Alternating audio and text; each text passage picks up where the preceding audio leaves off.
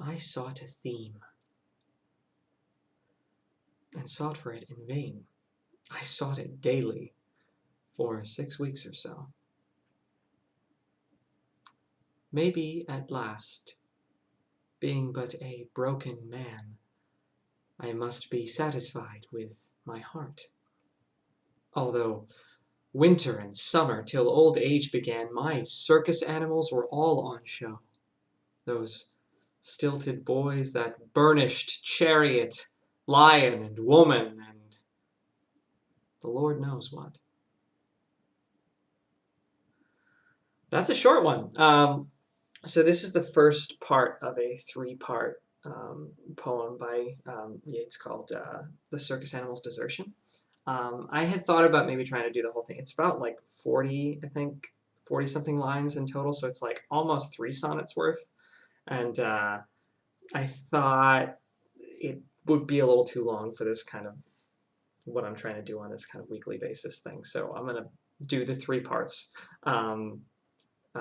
And I think there's going to be some payoff there in terms of the analysis week to week, like sitting on it for a week, going back and looking at what I wrote last week and things like that. So so this is one of the swan song poems of Yeats. It was published in 1939, I believe, and it's a poem about not being inspired,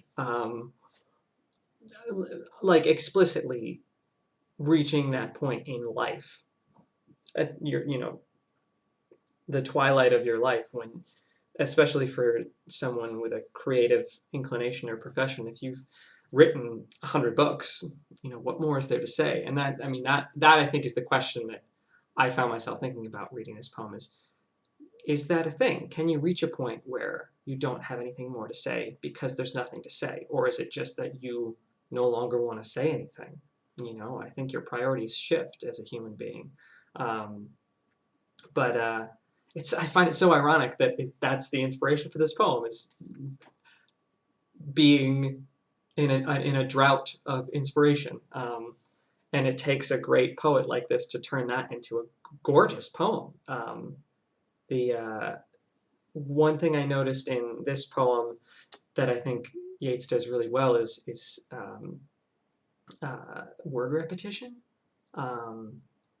It, as a performer, I find it an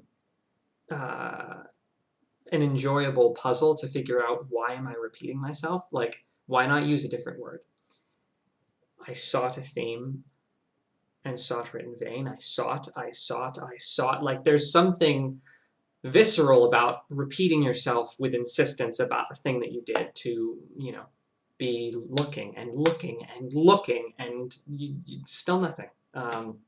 So I always enjoy, that's a Shakespeare thing. That's very much a Shakespeare, something Shakespeare does with a lot of his text one of the most famous Shakespeare monologues of all time, Tomorrow and Tomorrow and Tomorrow, one of the final soliloquies by Macbeth, is the repetition makes that soliloquy. It's a powerful tool for a poet to use. So I've really enjoyed the instances that I found, and it continues throughout the rest of the piece. It's I'm curious to dive in a little deeper into the later parts of the poem, because I think that there's so much meaning that could be packed into the word choice of circus animals. He talks about his old poems like they're circus animals. Is that a slight? Is that, the thing with circus animals, right? There's a variety of flowery, it's a spectacle. And is that a criticism of his past work by him? Is he saying that it lacked substance, that it was, or is it praise? Is it, there was so much variety, it was like a circus? I think that's something to play with in the performance of it too, is what is a stronger choice to infuse it with? Is it to infuse it with wistful longing of a time when I could write beautiful poetry, or is it a sadness to look back and be like, I thought it was good then, but it kind of sucks, as I get a text. Like, what is stronger? So I'm looking forward to playing with that. So So yeah, that was the first part of the circus animals desertion.